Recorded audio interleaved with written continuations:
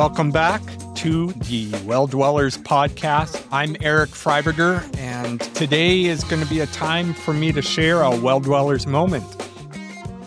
So I wrote an article back in the early 2000s while in my undergraduate studies at Alberta Bible College, and I'm hoping to share it with you today. It was originally intended as an exercise of seeing the Apostle Paul's letters to the Corinthians of his time as encouragement for the disabled people of today. Now, there's a lot to say about the challenges and struggles disabled face in our society today, of course. First, there's the political injustices with policies changing or being made to financial security and supports such as age, assured income for the severely handicapped, the lack of representation and the implementation of a provincial accessibility act here in Alberta. And of course, MAID, with the injustices of indignity to human life through the abuses of the medical assistance in dying. Healthcare costs, of course, are also on the list, and management as the government forces more people into privatized care models and private clinics, which are ill-equipped and not accessible. And then there's also a care aid crisis that's going on in our communities with the lack of workers, not to mention the burnout, overworked, underfunded, and poorly managed agency workers left to handle the many who cannot afford private care companies. And lastly, I want to highlight the challenge of a spiritual vacuum of faith community institutions and lack of church advocacy and the willingness to engage in disabled theological equipping for the members and leadership. Man, I could just keep going on with more challenges that are out there, but I think you get the picture. But what we really need to hear today are the strong words of encouragement, words of support, promise, and inspiration to endure while fighting the good fight. The Apostle Paul's words, particularly. As I reflect on how my approach back in the early 2000s, when I first wrote this paper, I recognize it kind of became more of an almost declaration for myself and those who are also physically disabled in the beginnings of this century. But as I read it again today, almost 2 decades and a half later, I can see both how Paul's words transcend time in their truths and meanings, but also reveal deeper truths to the journey of maturity that I have taken in my own understandings of disability, faith or spirituality, and life. Perhaps before we get into that, however, I would like to take a few moments and share this article focusing on the words of the Apostle Paul to the disabled people of today.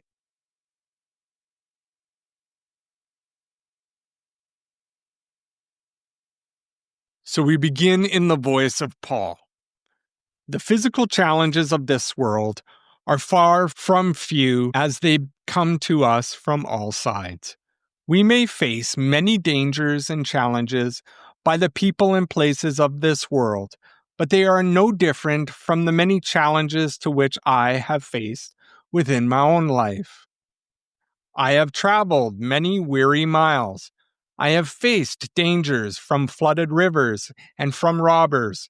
I have faced dangers from my own people, the Jews, as well as from the Gentiles. I have faced dangers in the cities, in the deserts, and on the stormy seas. And I have faced danger from men who claim to be Christians, but are not.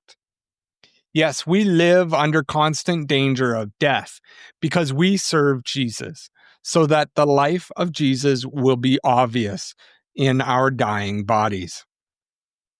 Both Christians and physical structures may tell us we have no place in this world, but it is our actions and the way we live our lives today that will show our place in this world and the next. In the words of Richard J. Foster, joy, not grit, is the hallmark of holy obedience. We need to be lighthearted in what we do to avoid taking ourselves too seriously. It is a cheerful revolt against self and pride.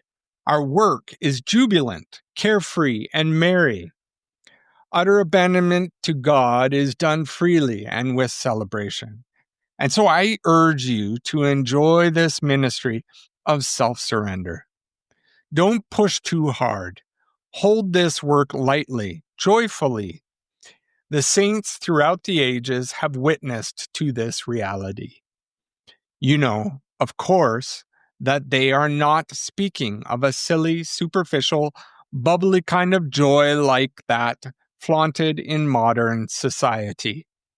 No, this is a deep, resonant joy that has been shaped and tempered by the fires of suffering and sorrow. Joy through the cross, joy because of the cross. I think you ought to know, dear friends, about the trouble we went through in the province of Asia. We were crushed and completely overwhelmed, and we thought we would never live through it. In fact, we expected to die. But as a result, we learned not to rely on ourselves, but on God who can raise the dead. And He did deliver us from mortal danger, and we are confident that He will continue to deliver us. Our vision of God's kingdom is centered not upon the mortal dangers and temporary sufferings of this life, such as our physical challenges, but on the far greater vision of an eternal spiritual and physical growth in a world that is present but has not yet come to full revelation. Maltby Babcock brings a definition to our physical challenges and our focus on the world to come when he wrote, "Present suffering is not enjoyable, but life will be worth little without it.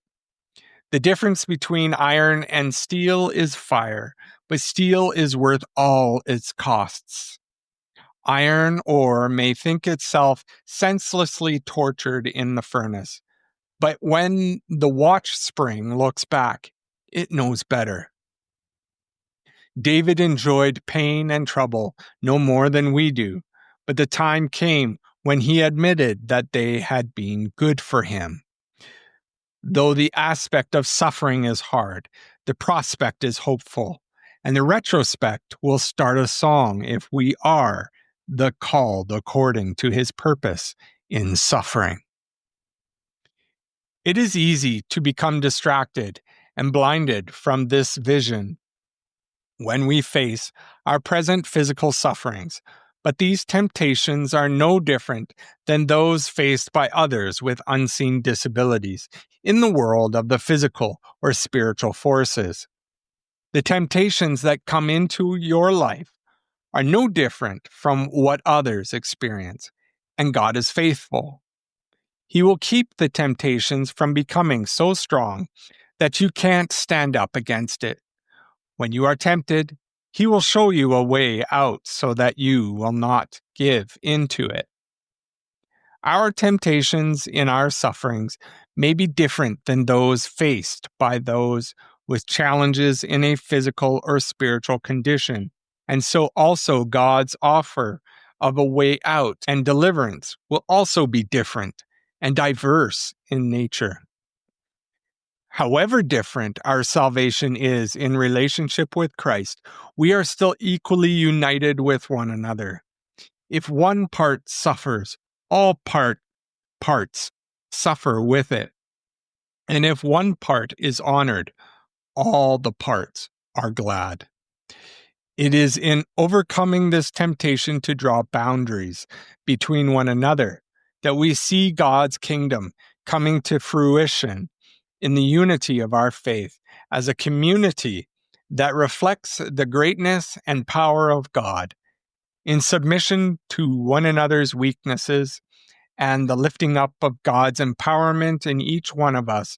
We become strong and great in His glory and name. Dietrich Bonhoeffer enriches the qualities of our Christian community when illustrating that in a Christian community, everything depends upon whether each individual is an indispensable link in a chain. Only when even the smallest link is securely interlocked is the chain unbreakable. A community which allows unemployed members to exist within it will perish because of them. It will be well, therefore, if every member receives a definite task to perform for the community, that he may know in hours of doubt that he too is not useless and unusable. Every Christian community must realize that not only do the weak need the strong, but also that the strong cannot exist without the weak. The elimination of the weak is the death of the fellowship. All praise to the God and Father of our Lord Jesus Christ. He is the source of every mercy and the God who comforts us. He comforts us so that we can comfort others. Since I know it is all for Christ's good, I am quite content with my weaknesses and with insults, hardships, persecutions, and calamities. For when I am weak, then I am strong. The illusions of words, such as handicapped, disabled, and crippled, have no authority over us. The false depictions of our inabilities and distinctions of our not being able to participate in all aspects of community, employment, and social involvement have no power as to our human identities. K. Arthur encourages us with the witness that so many times we say that we can't serve God because we aren't whatever is needed. We're not talented enough or smart enough or whatever. But if you are in covenant with Jesus Christ, He is responsible for covering your weaknesses, for being your strength. He will give you His abilities for your disabilities. It is with this vision that I take comfort in the knowledge that today I am weak in the grips of physical disability, but tomorrow I am strong. Today's present subjective illusions have become tomorrow's empowered objective realities. Praise God. Man, I just think back to when I first wrote this paper. And the things that I've learned since then, the experiences I've had being in a wheelchair as an incomplete quadriplegic after a spinal cord injury in 1994. His words still speak to me today. Uh, Paul's words still have this power and ability to transcend time. But I also see deeper things that have grown in me, greater understandings from what I wrote in the early 2000s. So, if we were to take a picture of some of those things that I've learned, let me just highlight a few that came to mind while I read this paper to you. First is the idea of joy. Joy, not grit, is the hallmark of holy obedience. And I think about all the experiences of joy I've had over the years, the times of being in house church with a group of others who face different challenges and disabilities. And some of the funny moments, some of the tears shed, some of the just the growth and the activity of community, doing life together. It instilled this incredible joy in our home and with our neighbors as we shared into the community and took part in many different events that were far bigger than we could even imagine that we were going to experience. It became something that overcame the challenges we were facing. And I know that there are times that I felt burnout. There are times that it was hard to say I was joyful. But looking back, I realize if people are going to receive an advocate voice for the disabled, for the life of disability, it needs to be infused and shared with joy. So I hold on to that word of promise today. Unity in disability is a forge of strength, not a detriment. That would be a thought that came to mind while I was reading. I've grown to recognize that disability presents itself in diversity within our personhood. While I focused in this more on just the physical presence of disability in my life years ago, I've come to recognize that it has a layered reality in my being. There's a maturity and awareness that my physical disability also affects my cognitive focuses, my mental well-being, and even my spiritual understanding. I've grown that I need to be aware not just of my physical disability, but also um, the mental disabilities that become almost a gift at times, and as well as challenges to allow Christ to overcome. They're things that are still developing. But in doing that, it also creates a unity. It forges me with empathy and compassion and relationships to others who are in that same dynamic of finding a definition of disability in their life. As I said to a friend recently in conversation, I don't want to allow the world's definition of disability to define my life. But I need to know and understand that there is definition of disability in my life, just as there is in others, as we grow in relationship and learn about ourselves and about each other in that forge of fire and wisdom and growth. And thankfully, we can give thanks that God and Christ is in that walk as well to instill and strengthen us in the incredible abilities that we are given from our disabilities. Together, we are stronger than if we were apart. Okay, one more highlight, and that was on the quote from Dietrich Bonhoeffer. As I read through it and reflected on it, I realized Dietrich Bonhoeffer might have just got it wrong. Community belonging is not just about vocation and having a task. It is about holding on to our shared well-beings in relationships together.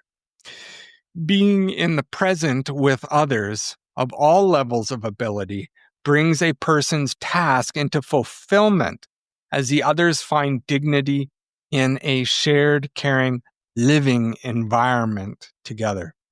When we are willing to embrace all, it is the embrace itself that becomes a communal vocation and task for all. And we are to do it well. All right. That is kind of a snapshot moment of my thoughts today. Let's build on it. Let me ask you the questions. What is Paul's words that I read to you today saying to you in this moment? How has his letters spoken truth to you in the disabled life and society? Maybe leave me a comment below in my Substack or drop me a message. And if you would really like to, let me know you'd like to be on the Well Dwellers podcast to share your story and what matters to you in a life of disability. My contact information is at the end of today's video, as it is in all my videos and podcast episodes.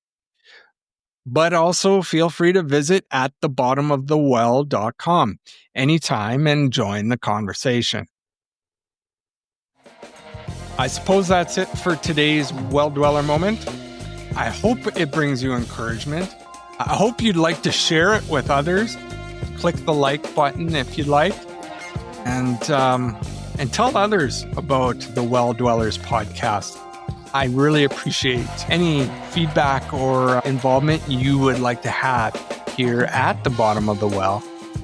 It is us together in conversation that stirs the waters as we think about these things. All right. Thank you for listening. Until we meet next time, my fellow well dwellers, I wish you well.